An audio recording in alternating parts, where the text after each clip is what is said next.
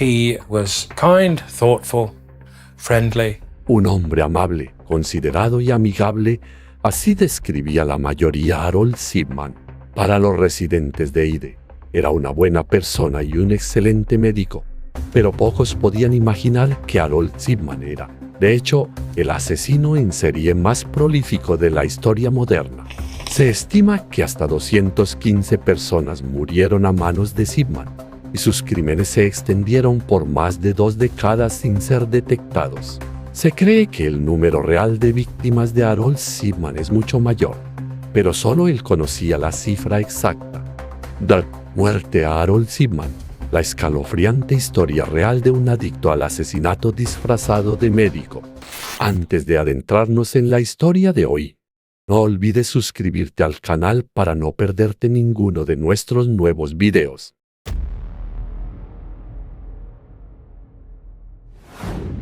Cuando pensamos en asesinos en serie, la imagen que suele venir a la mente es la de un criminal amenazante, armado y sembrando el miedo.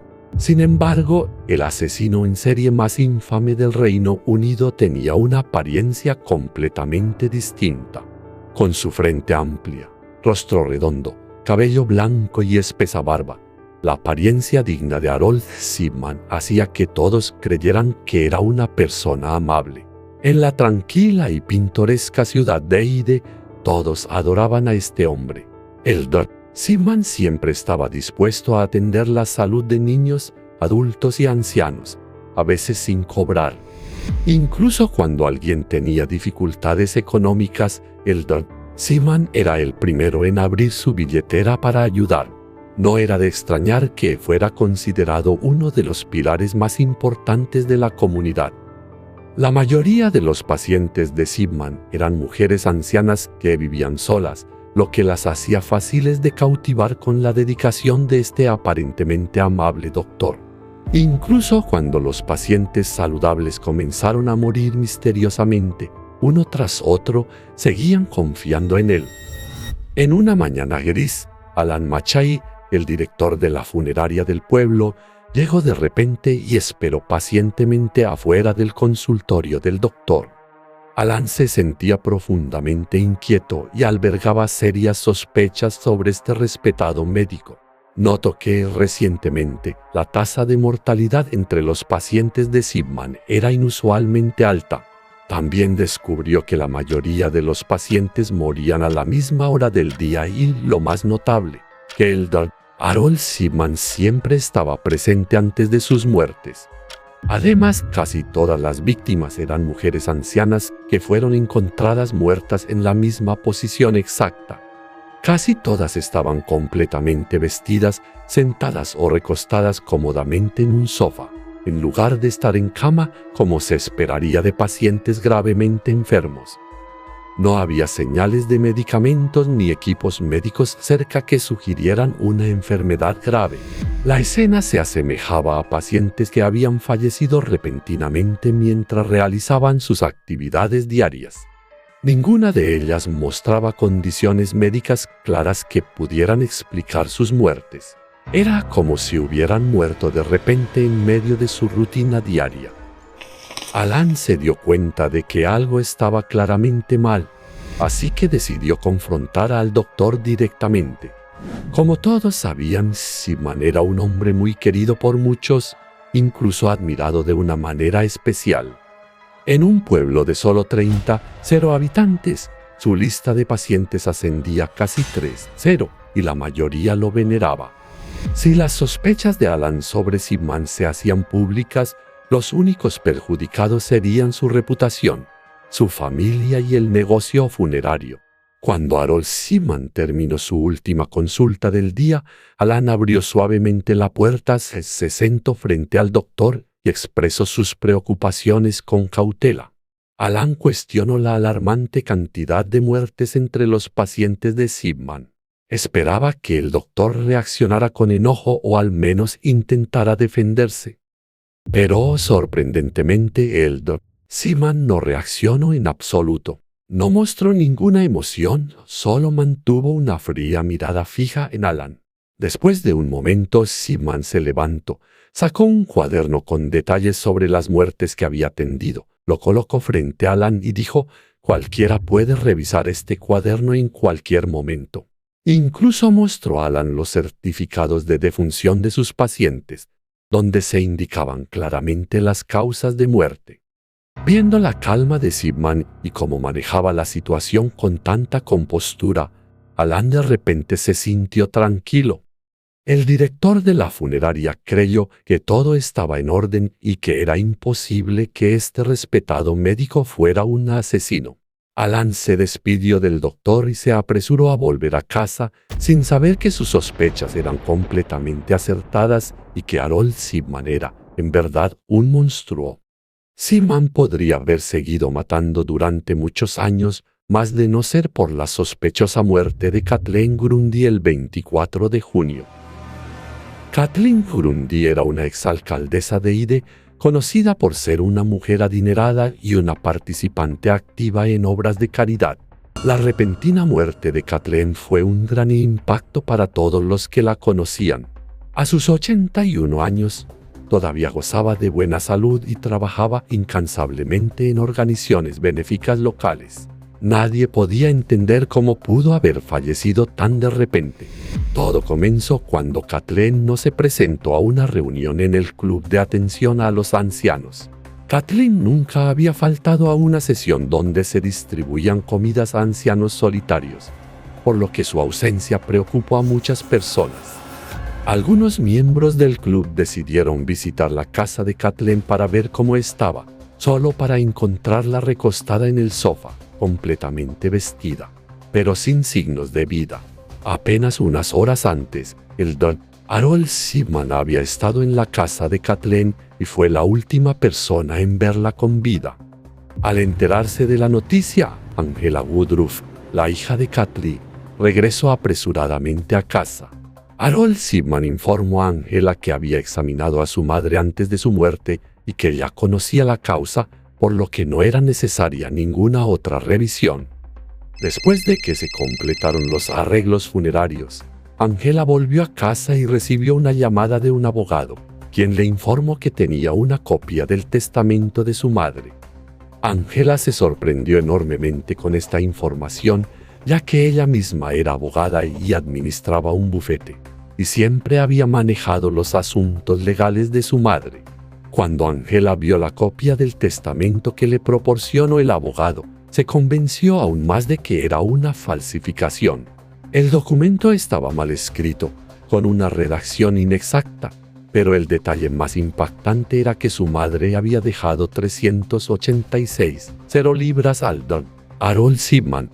Además, la firma de Kathleen en el testamento era mucho más grande que en documentos originales, y lo más notable era que no había dejado nada a su hija, Angela. Angela comenzó a sospechar que el Dr. Harold Zimmerman había asesinado a su madre para robarle sus bienes. Se acercó al inspector jefe Bernard Postles y solicitó que abriera una investigación sobre la sospechosa muerte de su madre. Durante la investigación, la policía descubrió las huellas dactilares de Zimmerman en el testamento, a pesar de que él negó haber visto el documento. La policía también emitió una orden de registro para la casa de Harold Zimmerman con el fin de evitar que destruyera pruebas. Al recibir la orden, Zimmerman no mostró miedo e incluso exhibió un atisbo de desprecio. En la casa de Zimmerman, confiscaron una vieja máquina de escribir Brotter, que más tarde los expertos forenses confirmaron que se había utilizado para redactar el testamento falsificado y otros documentos fraudulentos. Además, la policía confiscó numerosos historiales médicos, piezas de joyería, ropa sucia y periódicos antiguos. Para ser la vivienda de un médico, la escena era bastante antihigiénica. Sin embargo, este no fue el descubrimiento más impactante. La policía decidió exhumar el cuerpo de Kathleen para realizar un examen forense y determinar la verdadera causa de su muerte. La autopsia reveló que el cuerpo de Kathleen contenía una dosis extremadamente alta de morfina, suficiente para matarla en un lapso de 3 horas tras la inyección. Esto era altamente inusual, ya que Kathleen no padecía ninguna enfermedad grave que justificara una dosis tan elevada de morfina. Los investigadores estaban ahora completamente convencidos de que se trataba de un crimen espantoso. Cuando se le preguntó sobre el nivel anormalmente alto de morfina en el cuerpo de Kathleen, Zimmerman afirmó que la exalcaldesa en realidad era adicta a las drogas. Aseguró que ella misma se había inyectado las sustancias sin saber que la dosis era demasiado alta. Sin embargo, nadie creyó que una mujer tan ejemplar y querida como Kathleen pudiera haber sido drogadicta, y era evidente que Zimmerman mentía para encubrir sus crímenes. Tras la sospechosa muerte de Kathleen, la policía amplió su investigación, sospechando que más de una mujer había sido víctima del Dr. Harold Zimmerman. En ese momento, la comunidad de Ide, donde Zimmerman trabajaba, aún lo apoyaba incondicionalmente. No fue hasta que se publicaron oficialmente los resultados de la investigación que los residentes comenzaron a aceptar que Zimmerman era un asesino. ¿Cómo pudo un médico general, en quien confiaban más de 3,0 pacientes, resultar ser un asesino en serie sin un motivo aparente? La prioridad de la policía era averiguar cómo Zimmerman elegía a sus víctimas. Rápidamente descubrieron que la mayoría de sus pacientes habían sido incinerados y solo unos 15 habían sido enterrados. Claramente, la cremación era el único método que le permitía al doctor borrar todas las pruebas de sus crímenes antes de que se pudiera realizar un examen forense. Antes de asesinar a sus pacientes, Zimmerman siempre aconsejaba a sus familias que se prepararan para lo peor. Les daba diversas razones para convencerlos de incinerar a los fallecidos, como afirmar que el paciente había contraído una enfermedad infecciosa. La mayoría de los familiares no cuestionaban nada, ya que el ordenador de Zimmerman almacenaba detallados historiales médicos que incluían la enfermedad del paciente, su tratamiento y la causa de su muerte.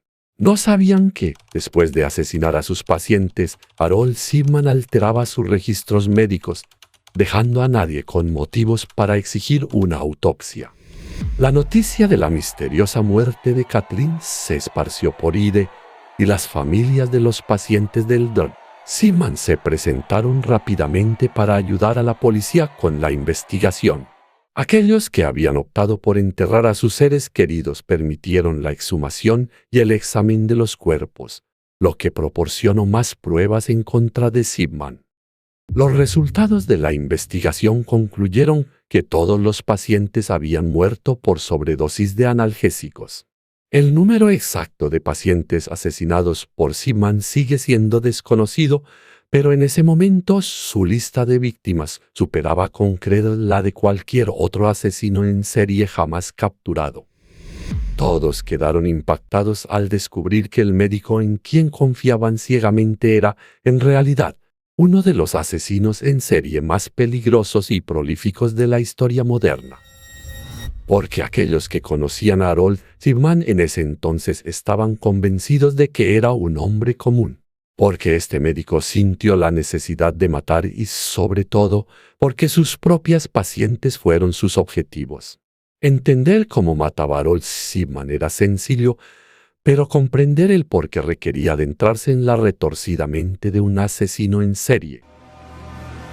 Para ello, debemos retroceder al pasado de Harold Zimmerman, hasta el inicio de su vida el 14 de enero de 1946. Nacido en una familia de clase trabajadora en Inglaterra, la infancia de Harold Zimmerman estuvo lejos de ser normal. Desde muy joven se mantuvo distante de otros niños, en gran parte debido a la influencia controladora de su dominante madre, Vera. Vera dictaba cada aspecto de la vida de su hijo, incluyendo con quién podía jugar y en qué momentos. Ella sentía una preferencia especial por Zimmerman, ya que parecía ser mucho más inteligente que sus otros dos hijos. Como resultado, Vera hizo todo lo posible para que Zimmerman sobresaliera entre los demás niños. Siempre vestía impecablemente, con corbata como un joven caballero, mientras que su hermana y hermano a menudo llevaban ropa vieja y desgastada. Zimmerman siempre se consideró superior a los demás. Su rendimiento académico decayó rápidamente en la escuela secundaria. No obstante, estudió sin descanso para aprobar el examen de ingreso a la Facultad de Medicina. Durante su adolescencia, su madre fue diagnosticada con un cáncer de pulmón terminal y cada día después de la escuela Zimmermann corría a casa para cuidar a la madre que tanto adoraba. El tiempo que pasó con su madre en sus últimos días dejó profundas cicatrices en la memoria de Harold Zimmermann y afectó enormemente su conciencia en el futuro. Durante su agonía, Vera sufría de dolores insoportables. En aquel tiempo, no existían medicamentos analgésicos para llevar a casa, así que cada vez que el dolor se volvía insoportable, llamaban a un médico para que le administrara una inyección. Zimmermann quedó asombrado al ver cómo el dolor desgarrador de su madre desaparecía repentinamente tras una dosis de morfina. Aunque ya no sentía dolor, Vera no pudo escapar de la muerte. El 21 de junio de 1963, su madre falleció, dejando a un Zimmermann de 17 años devastado y obsesionado con la droga milagrosa llamada morfina. Tras la muerte de su madre, Harold Zimmermann trabajó incansablemente para aprobar el examen de ingreso a la Facultad de Medicina de la Universidad de Leeds. Fue una lucha agotadora para Zimmermann, ya que sus habilidades intelectuales no eran particularmente excepcionales. Aunque se consideraba superior a los demás, tuvo que intentarlo 2 veces antes de finalmente ser admitido. En la universidad, Zimmermann se mantuvo como una figura reservada, dejando pocos recuerdos duraderos en sus profesores o compañeros de clase. La única impresión que sus compañeros podían recordar era la de un estudiante arrogante y distante que rara vez participaba en conversaciones informales. Lo único que despertaba entusiasmo y espíritu competitivo en Zimmermann era el fútbol. Por eso sus maestros y amigos se sorprendieron al enterarse de que tenía novia. A los 19 años, Zimmermann conoció a Primrose, quien era 3 años menor. Se casó con ella cuando tenía 17 años y estaba embarazada de 5 meses. Para 1974, la pareja Zimmermann ya tenía 2 hijos. En ese momento, él trabajaba en un hospital privado en Todmorden, Yorkshire, en el norte de Inglaterra. Ya no era el estudiante reservado que había sido. Zimmermann se había transformado en un médico accesible y abierto, muy respetado por sus colegas y pacientes. Sin embargo, algunos empleados del hospital vieron otro lado de él, un hombre de mal genio confrontador y que a menudo usaba un lenguaje vulgar para insultar a quienes no le agradaban. Veía a los demás como subordinados y los obligaba a seguir sus órdenes, incluso a médicos con más experiencia. Antes de cumplir 30 años, Harold Zimmermann ya se había convertido en una persona controladora. La carrera de Zimmermann comenzó a decaer poco después de empezar a trabajar en el hospital de Todmorden. Sus colegas notaban que Zimmermann parecía fatigado e irritable y él inventó una historia sobre padecer epilepsia para ocultar la verdad. Estaba abusando de narcóticos. No fue hasta que Marjorie Walker, una empleada de registros médicos del hospital, descubrió durante una auditoría que Zimmermann había recetado una cantidad inusualmente alta de petidina a sus pacientes. Sorprendentemente, incluso pacientes que no necesitaban petidina habían recibido la prescripción del medicamento. Una nueva investigación reveló que ni una sola dosis de petidina había llegado a los pacientes, todas habían sido inyectadas en las venas del propio Harold Zimmermann. Este escándalo terminó con la carrera de Zimmermann en el hospital de Todmorden. En 1975, tras ser despedido, se vio obligado a ingresar a un centro de rehabilitación. Después de completar su rehabilitación, Zimmermann fue contratado en el Centro Médico Donnybrook en Hyde, en el norte de Inglaterra, como médico general. Zimmermann convenció a la administración del centro médico de que había superado su adicción y que ahora estaba completamente limpio. En la remota y poco conocida zona de Hyde, Zimmermann fue lo suficientemente astuto como para ocultar cualquier signo de su adicción, y fue allí donde comenzó su ola de asesinatos. Desde 1977 hasta 1998, el Centro Médico Donnybrook en Inglaterra, donde trabajaba Harold Shipman, registró un número inusualmente alto de muertes de pacientes, la mayoría de los cuales eran sus pacientes. Sin embargo, nadie tenía suficientes pruebas para responsabilizar al médico. Según un informe del Departamento de Salud, en un periodo de 20 años, 236 pacientes de Harold Shipman murieron. Cuando esta cifra se comparó con la de otros médicos del centro, quedó claro que la tasa de mortalidad de los pacientes de Shipman era significativamente más alta. Los crímenes de Harold Shipman continuaron hasta que Angela Woodruff descubrió irregularidades en la muerte de su madre y ayudó a revelar la verdad sobre el respetado médico. En ese momento, el motivo de Shipman seguía sin estar claro. Algunos especularon que buscaba vengarse de la muerte de su madre. Otros creían que pensaba que estaba practicando la eutanasia, eliminando a los ancianos de la comunidad que, de otro modo, podrían convertirse en una carga para el sistema de salud. Una tercera teoría sugería que obtenía satisfacción al saber que, como médico, tenía el poder de decidir la vida o la muerte de sus pacientes. Aunque Shipman había falsificado el testamento de una de sus víctimas, la ganancia económica no parecía ser su principal motivo. Una de las preguntas clave que desconcertaba a los investigadores era cómo pudo ocurrir un número tan grande de muertes sin levantar sospechas de actividad criminal. Esto resultaba aún más desconcertante porque los pacientes de Shipman a menudo estaban en buen estado de salud antes de acudir a él. Shipman engañó a toda la comunidad, haciéndoles creer que los cuidaba, cuando en realidad estaba asesinando a cientos de personas. El hecho de que Shipman explotara la confianza de sus pacientes como médico hizo que sus crímenes fueran particularmente abominables para el público.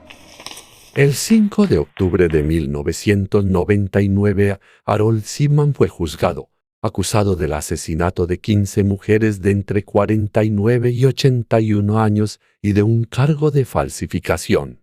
En julio de 2002, un informe de una investigación liderada por la jueza Dame Janet Smith concluyó que el número total de víctimas de Harold Shipman era de 215.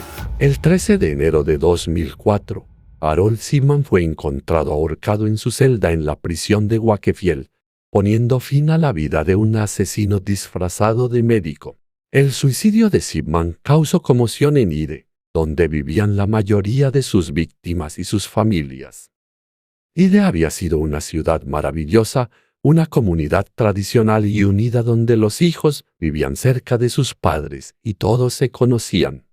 El hecho de que Shipman pudiera asesinar a tantas personas en una comunidad tan pequeña, segura, hizo que el dolor fuera aún más profundo para sus residentes.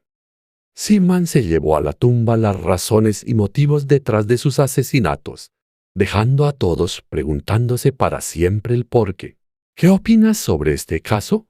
¿Cuál crees que fue el verdadero motivo detrás de los horribles crímenes de este médico? Comparte tus pensamientos en los comentarios. Gracias por escuchar nuestra historia sobre el caso de hoy. No olvides darle like y suscribirte para conocer más casos impactantes en nuestro canal.